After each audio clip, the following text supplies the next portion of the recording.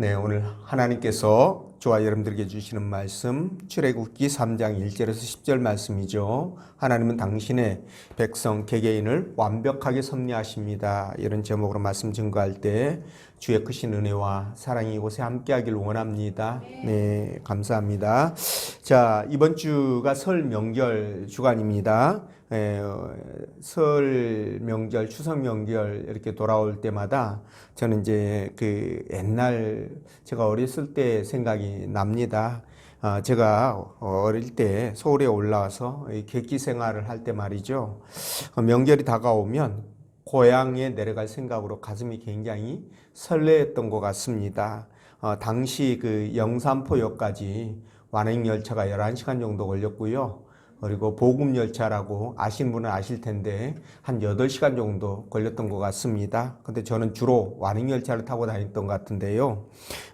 그때 또 명절 가까워지면요. 또 라디오나 텔레비전에서는 그 나훈아의 그 고향역 있지 않습니까?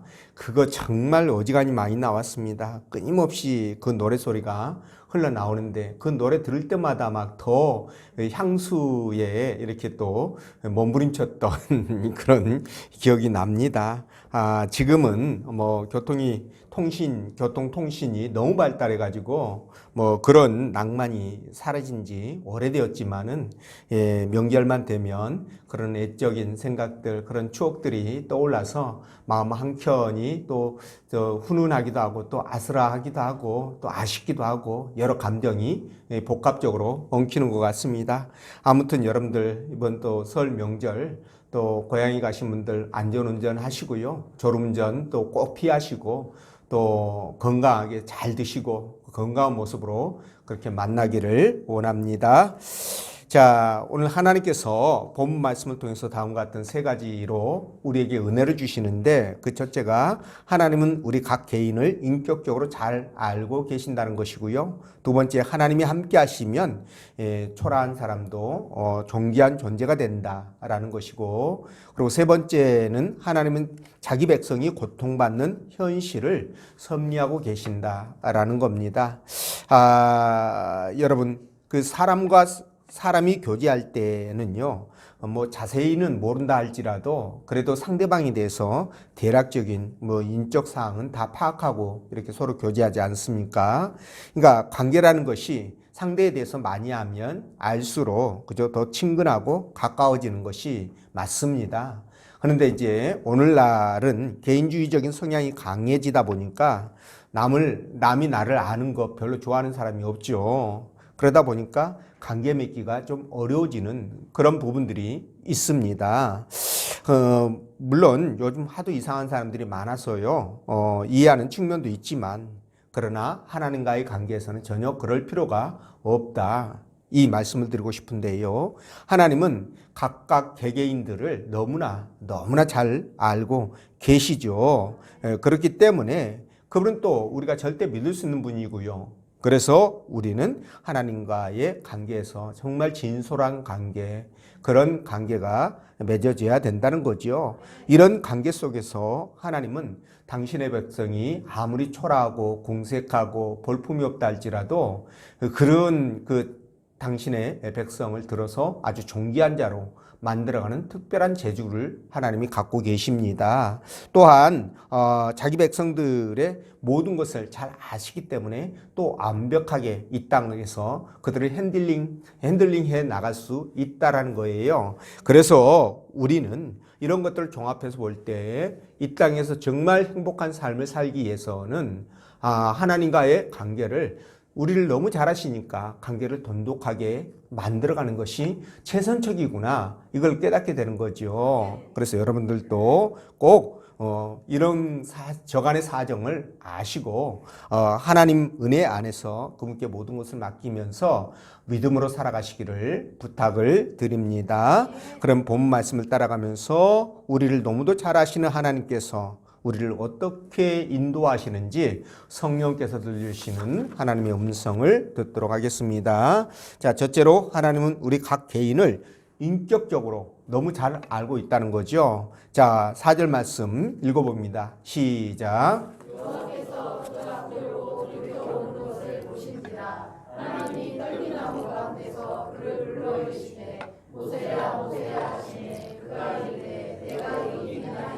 아멘. 자, 모세가 양떼를 이끌고 시내산에 도착해서 산을 바라보는데 불에 타고 있는 떨기나무가 사그라지지 않는 그런 이상한 현상을 보고요. 너무 신기해서 가까이 가보게 되는데 그때 하나님이 이 모세를 부르십니다. 자, 그런데 하나님은 모세가 어떻게 시내산, 다시 말해서 당신이 계신 이곳까지 올 줄 알고 그를 기다리고 계셨을까라는 거죠.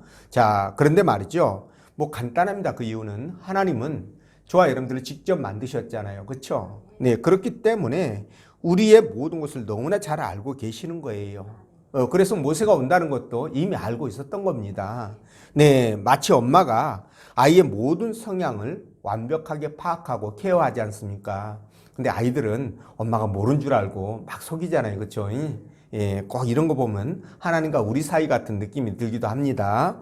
자, 그런데 이렇게 하나님께서는요, 이렇게 우리의 모든 것을 알고 도와주시지만 그러나 사사건건 하나하나 일일이 간섭하지 않는다는 특징이 있습니다, 여러분. 예, 그런 특징이 있는데, 자, 만약에 말이죠, 하나님이 사사건건 간섭하고 통제한다라고 한다면, 여러분, 우리는 숨도 못 쉴 거예요. 그죠? 하나님께서 일일이 간섭하는데 하나님 비유를, 하나님 말씀을 따라서 어떻게 우리가 완벽하게 살아갑니까? 그러니 당연히 숨을 못 쉬죠. 근데 이런 걸 생각해도 하나님 너무나 고맙고 감사해서요. 그죠? 하나님께 더욱 잘할 것 같은데 사실은 말이죠. 우리의 성품이 못돼가지고 더 죄를 짓게 되고 또 더 못된 짓을 한다는 거죠.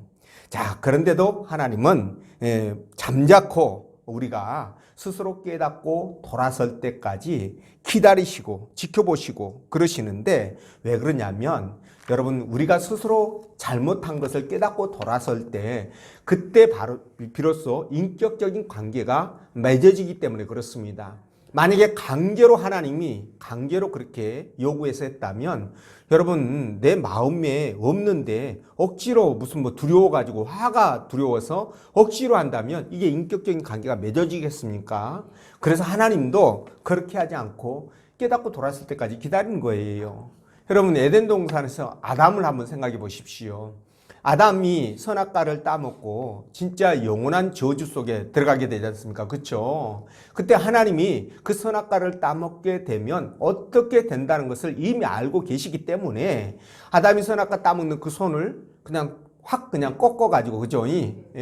선악과를 못 따먹게 할 수도 있고 아니면 그냥 불효령을 쳐가지고 놀라 자빠지게 해서 못 따먹게 할 수도 있었는데 그렇지 않았다는 거예요.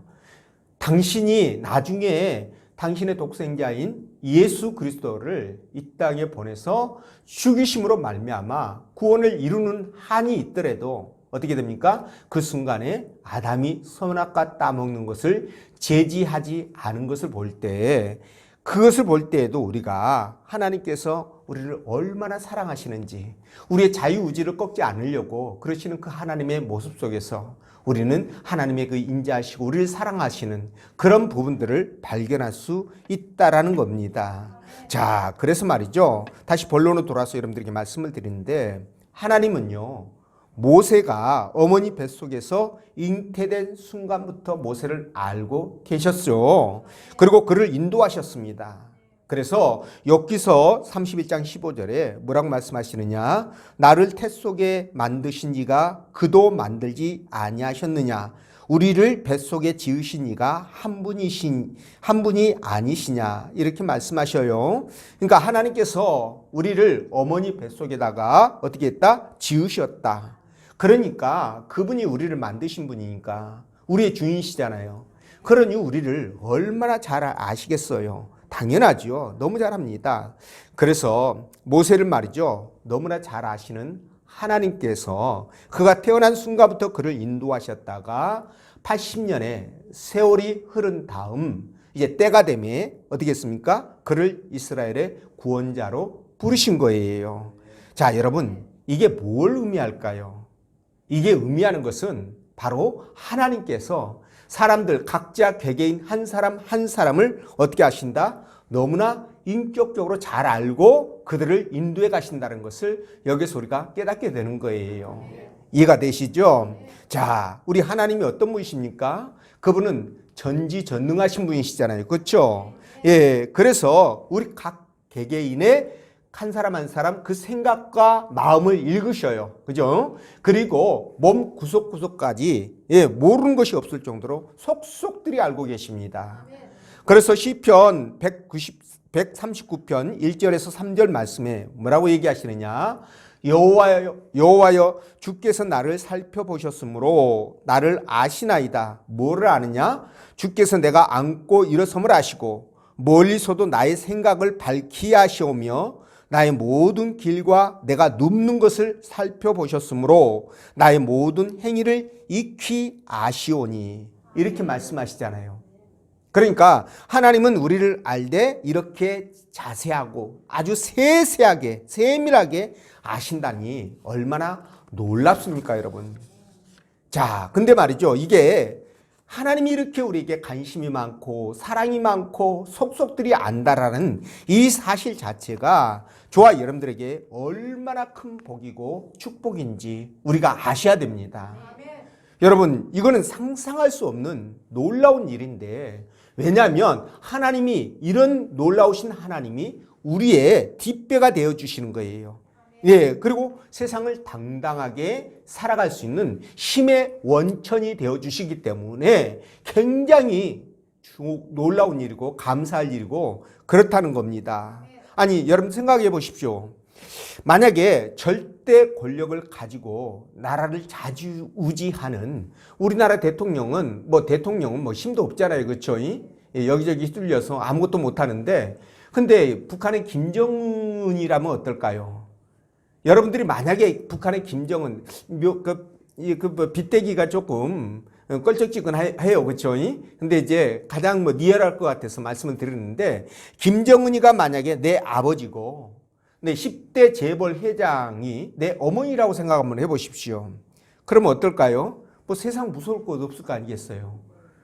말 한마디로 세상을 통치하는 김정은이가 아버지고 돈 많은 재벌이 내 어머니라면 진짜 무서울 게 없을 것 같습니다. 그렇지 않겠습니까? 예, 쥐꼬리만한 권력만 있어도 의시되면서 잘난 척하는 게 인간 아니겠습니까, 여러분? 여러분들 기억나실지 모르겠습니다. 전 이 드라마를 참 재밌게 본 것 같은데 1990년에 MBC에서 똥방각하라는 그 드라마를 방영한 적이 있거든요. 아마 보신 분들은 기억이 나실 겁니다. 근데 여기 보면요, 그 저수지 주인이 그 연규진이라는 그 배우 있잖아요. 그에게 그 저수지 그를 저수지 관리자로 채용을 합니다. 그런데요, 이 연규진이 그 저수지 관리자가 되니까 왼쪽 팔에 완장을 차고 다니면서 그야말로 어떻게 됩니까? 그 이세를 한껏 누리겠죠. 뽐내죠. 그렇죠? 예. 그리고 이제 이야기하는 과정에서 누가 자기를 몰라주면 완장을 열죠. 이렇게 치면서 보라 이거예요. 나 이런 사람이다. 그러면서 정말 천방지축 날뛰는 진짜 정제되지 못한 인간의 모습을 적나라하게 보여주는데요. 여러분, 이렇게 작은 저수지 관리만 되어도, 그죠? 예, 이 모양인데 이 세상의 모든 것을 가지신 하나님이 내 아버지가 되신다고 한다면 여러분 어떻겠습니까? 상상 불가입니다. 그렇죠? 네. 그러니까 이걸 생각하면 우리가 얼마나 위대하고 존귀하고 그리고 복받은 사람인지를 우리 금방 알 수 있는 겁니다. 이해가 되시죠? 예. 이런 하나님이 우리를 아시되 어떻게 아신다? 지정의, 인격적으로 아신다는 거예요. 그러니까 겉으로 그냥 이렇게 대충 하는 게 아니라 지난 시간에 제가 여러분들에게 말씀드렸던 것처럼 기노스코, 그러니까 부부가 체험적으로 아는 것처럼 안다는 거죠. 속속들이 안다는 거예요. 그러니 이분께서 저와 여러분들을 관리해 주시고, 그죠? 인도에 가시니까 이런 세상에 행제가 어디 있겠습니까, 여러분? 마태복음 10장 29절에서 31절 보면 이렇게 말씀합니다. 참새 두 마리가 한 아사리온에 팔리지 않느냐? 그러나 너희 아버지께서 허락하지 아니하시면 그 하나도 땅에 떨어지지 아니하리라. 너희에게는 머리털까지 새 신바 되었나니 두려워하지 말라. 너희는 많은 참새보다 귀하니라. 그러니까 하나님이 저와 여러분들을 아시되 어떻게 아신다? 우리의 머리털까지 셀 정도로 머리카락이 몇 개일 정도로 다 아신다는 거예요.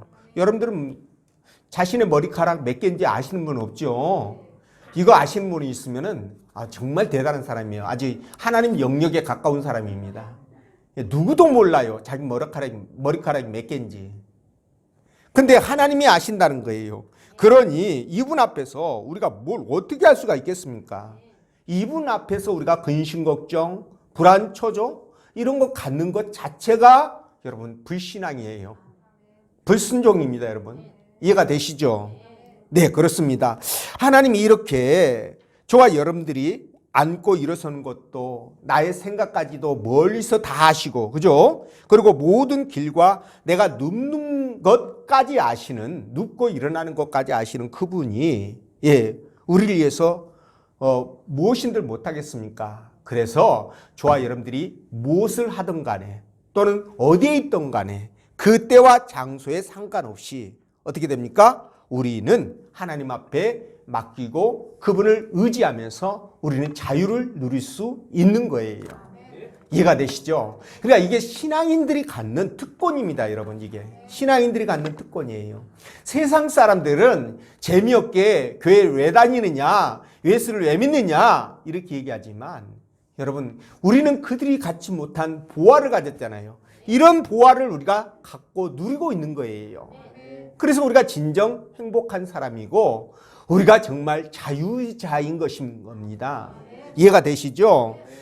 그러니까 이런 하나님 앞에서 저와 여러분들이 어떻게 해야 되나요?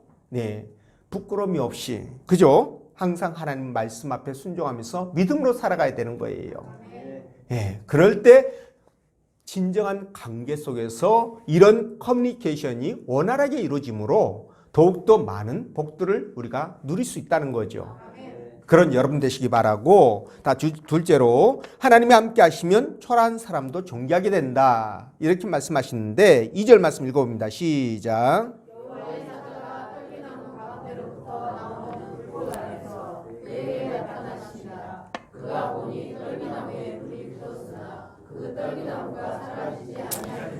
아멘. 자, 하나님께서 떨기나무 불꽃 가운데서 당신을 보여주셨잖아요.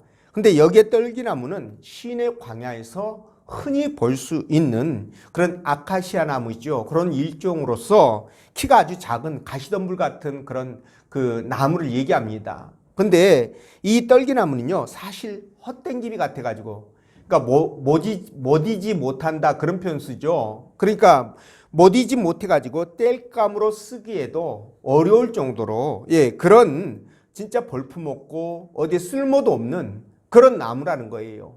그런데 하나님께서 말이죠, 백향목처럼 정말 우람하고 거대한 그런 나무 속에서 나타나면 얼마나 폼이 나고 좋겠습니까? 근데 왜 그런 데서 나타나지 아니하시고 이런 지금 뭡니까? 떨기나무에서 당신을 보여주셨을까라는 거예요. 이걸 생각해 보면 물론 광야라는 것은 이제 그 장소적인 특징 때문에 백향목 같은 나무가 자라지는 않으니까, 없으니까 그럴 수도 있겠다 이런 생각도 듭니다. 그러나 여러분, 이건 뭘 의미하냐면 그 애굽에서 있죠. 애굽에서 이스라엘 백성들이 정말 가시덤불과 같은 그런 비참한 삶을 살아가고 있는 이스라엘 백성들이 지금 처해 있는 상태, 그 상태를 말씀하신 것이다. 이렇게 이제 보시면 될 것 같아요. 그러니까 하나님이 그런 이스라엘 백성들을 구원하시기를 원하는 그런 메시지를 지금 보여주시는 것이다. 이렇게 생각하는 거죠. 근데 그거보다 한 발짝 더 나아가서 모세의 사명과 관련이 있다. 이렇게 여러분들이 생각하시면 될 것 같아요. 자, 하나님이 모세를 부르실 때 모세가 사람을 죽이고요, 애굽 왕좌에서 쫓겨나가지고 지금 뭡니까? 미디안으로 도망갔죠. 그래서 40년 동안 광야에서 양을 치는 목동으로 비천하고 정말 늙은 목자로 삶을 살아가고 있는 거예요. 여러분 생각해 보십시오. 40살부터 양을 쳤다고 하더라도 40살이면 뭐 칠 수 있다고 생각하지만 50살, 60살, 70살, 80살 되도록 여러분 양을 쳤다면 이 모세의 이 형편이 얼마나 비참하고 처량하고 그죠? 벌품 먹고 사람들이 인정받지 못하는 왕자였는데 어떻게 이런 비참한 삶을 살 수 있을까? 그런 생각을 해보게 돼요. 그래서 모세가 이런 광야에서 자라는 떨기나무를 보면 야, 저 떨기나무는 꼭 내 형편하고 내 처지하고 똑같구나. 이런 생각을 하지 않았을까? 그런 이제 생각을 해보는데 어쨌든 간에 하나님이 이렇게 보잘것없고 쓸모없는 이 초라한 떨기나무 속에서 모세를 부르심으로 말미암아 우리에게 주신 메시지가 있어요. 그게 뭐냐면 아무리 보잘것없고 초라한 자라 할지라도 하나님이 함께 하시면 하나님이 함께 하시면 하나님 앞에 또는 사람들 앞에 정말 쓰임받는 놀라운 사람으로 존귀한 자로 변한다는 사실을 우리에게 보여주는 것입니다. 여러분 모세의 일생을 돌아볼 때 삶의 과정을 돌아볼 때 여러분 하나님 앞에 소명을 받고 쓰임받는 이 순간부터 모세는 그야말로 180도 변하게 되죠. 네, 그 하루아침에 애굽의 왕좌에서 급전직하여 목동으로 초라한 목동으로 비전도 없고 소망도 없이 살아가던 이 모세가 하나님의 콜링을 받고 난 이후부터는 여러분 어떻게 되었습니까? 그는 하나님의 위대한 종이 되었고 그리고 이스라엘 백성들의 생사여탈권을 쥐고 흔드는 정말 놀라운 지도자로 탈바꿈하게 되었다라는 거예요. 여러분 참으로 존귀한 자가 되지 않았습니까? 이게 바로 예수 그리스도를 믿는 사람들에게 주어지는 하나님의 특권이라는 사실입니다. 네, 마찬가지로 우리 또한 세상적으로 보면 별 볼 일 없고 초라한 그런 존재처럼 보일 수 있습니다. 그죠? 그런데 예수 그리스도를 만나고 하나님의 자녀가 됨으로 말미암아 우리 또한 참으로 존귀한 자로 변화되었다라는 거예요. 예, 그런 반열에 우리가 세워졌습니다. 여러분 믿으시죠? 이거 믿으셔야 됩니다. 여러분들은 세상 사람들과 비교할 수 없는 그런 놀라운 사람들이라는 거예요. 여러분들이 이 사실을 깨닫고 느끼는 순간 여러분들의 신분은 한 단계 업그레이드가 아니라 한 100단계 업그레이드가 되는 겁니다. 이해가 되시죠? 자, 그렇다면 어떻게 해서 이렇게 비천하고 볼품없는 존재들이 하나님을 만나면 위대하고 존귀한 자로 변하게 될까라는 부분입니다. 또 힘들고 어렵고 애롭게 살아가는 사람들이 주님을 만나면은요, 그죠? 그들의 생각이 바뀌고 행동이 바뀌고 그리고 새로운 희망을 갖고 그죠? 힘차게 세상을 살아가게 되는데 어떻게 그런 일들이 생기게 될까라는 거예요. 여러분들의 생각은 어떻습니까? 왜 그럴까요? 예, 이미 여러분들에게 말씀드린 것처럼 우리 하나님께서 그 전지전능하신 그 하나님께서 우리와 함께 하시면 그분이 우리의 뭐가 되어주신다? 뒷배가 되어주시기 때문에 그래요. 백그라운드가 되어주시기 때문에 그렇다는 겁니다. 아니 말씀드렸지 않습니까? 아버지가 권력자고 어머니가 돈만 좀 있어도 의시되고 말이죠. 말과 행동이 달라지지 않아요. 그죠? 아이가 공부를 조금만 잘해도 우쭐해지고 교만해져가지고 그죠? 막 말을 함부로 하고 그런 경우도 많습니다. 근데 우주 만물을 창조하신 이 창조주께서 이 세상의 모든 것을 소유하신 그 하나님께서 저와 여러분들의 아버지시다? 그럼 어떻게 되는 거예요? 그러면 들어올 게 없죠. 아까 제가 말씀드렸잖아요. 김정은이가 아버지고 10대 재벌 회장이 어머니라면 이 세상에 뭐가 들었겠습니까? 물론 저와 여러분들처럼 겸손한 사람들은 하나님을 믿고 섬기는 사람들은 그것이 전혀 상관없죠. 세상의 권세와 명예, 돈 이런 게 상관없지만 믿지 않는 이런 것들 가지면 우쭐해져 가지고 기고만장해서 하늘 높은지 모르고 뛰어 올라가려고 하는 사람들에게는 이거야말로 그냥 천상천하 유아 독정 같은 존재가 되게 만들어주는 그런 요술 뭡니까? 주머니가 아니겠습니까? 그렇죠? 예. 근데 저와 여러분들에게는 이거보다 더 비교할 수 없는 하나님이 우리의 뒷배가 되어 주시니까 저와 여러분들은 걱정하고 근심할 이유가 없다 이겁니다. 그죠? 그러니까 여러분들 어디 가서요? 쫄지 마십시오. 여러분들은 당당해야 됩니다. 예. 누가 뒷배가 되어 주시니까? 하나님이. 그분이 우리 아버지잖아요. 아버지가 나의 뒷배가 되어 주시는데 무슨 걱정을 하고 무슨 근심을 하겠습니까? 그러니까 자신 있고 당당하게 여러분들이 기도하면서 하나님의 응답이라고 생각하신다면 자신 있고 당당하게 그렇게 세상을 살아가시면 되는 거예요. 예, 믿으시죠? 예, 그래서요. 우리는 이런 재미로 살아가는데 빌립보서 4장 13절에 하나님 뭐라고 말씀하시냐면 우리와 함께 하신 하나님이 우리에게 지혜와 능력을 주셔서 그 어떤 일도 감당하게 해 주신다라고 그렇게 말씀하셔요. 그분이 지혜와 뭘 주신다? 능력을 주신다. 그렇기 때문에 그걸 가지고 우리가 세상에서 누구와 만나도 자신 있고 당당하게 살아갈 수가 있다는 거죠. 얼마나 감사할 일입니까? 그래서 하나님만 알아주시면 되는 거예요. 사람들이 몰라도 됩니다. 근데 믿음 없는 사람들은 굳이 사람들에게 인정받고 사람들에게 알리려고 그래서 인정받고 그죠? 사람들 눈치만 보고 그렇게 일을 하려고 하는 경향이 있는데 그럴 필요가 없다는 거예요. 하나님이 아시면 하나님께서 해결하시니까 하나님이 능력을 주시고 지혜를 주시니까 그럴 이유가 없다라는 겁니다. 그러니까 저와 여러분들은 이런 믿음과 확신을 갖고 하나님 앞에 모든 것을 맡기면서 어떻게 해야 된다? 주께서 맡겨주신 사명 잘 감당해 가야 된다. 이 말씀을 드립니다. 그런 여러분 되시기 바랍니다. 그리고 세 번째가 하나님은 자기 백성이 고통받는 현실을 섭리하고 계신다고 그랬는데 7절 말씀 읽어봅니다. 시작.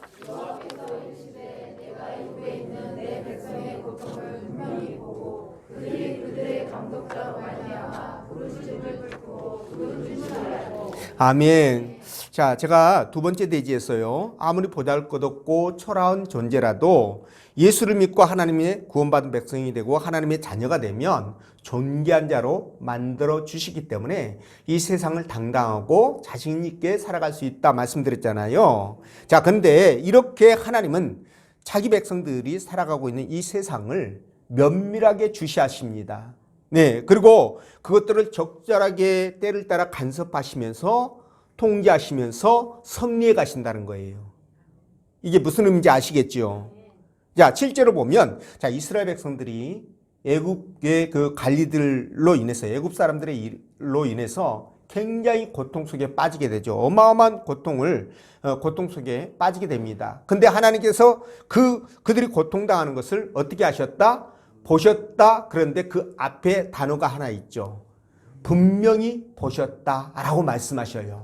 여기 분명이라는 단어가 어떤 의미를 갖고 있냐면 하나님께서 특별한 관심을, 각별한 관심을 가지고 지켜보고 계신다는 뜻이에요. 그러니까 하나님은 우리 눈에 안 보이시잖아요.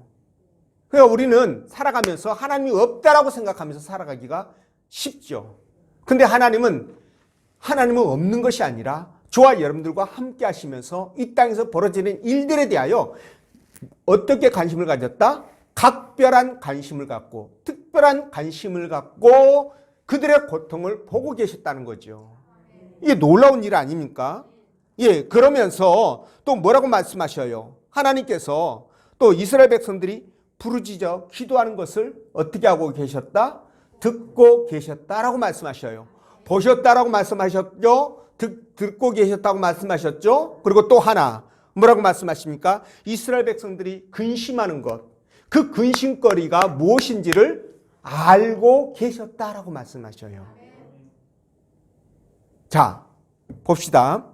하나님은요, 진짜 하나님은 저와 여러분들이 이 땅을 살아가는 데 있어서 그분은 우리를 너무 잘하신다고 그랬잖아요. 그리고 때를 따라서 적절하게 조절하면서 수위 조절을 하면서 간섭하시고 통제하시고 또 섭리해 가신다, 인도해 가신다라고 말씀하셨어요. 그러나 강제가 아니고 억지가 아니라는 거 여러분께 말씀드렸죠. 아담의 예를 통해서. 자, 그래서 이렇게 하나님은요, 이스라엘 백성들이 당신을 잃어버리고 살아갈 때에도 하나님을 잃어버려. 하나님이 계신지 안 것이 의식도 안 하고 지들들 마음대로 살아가.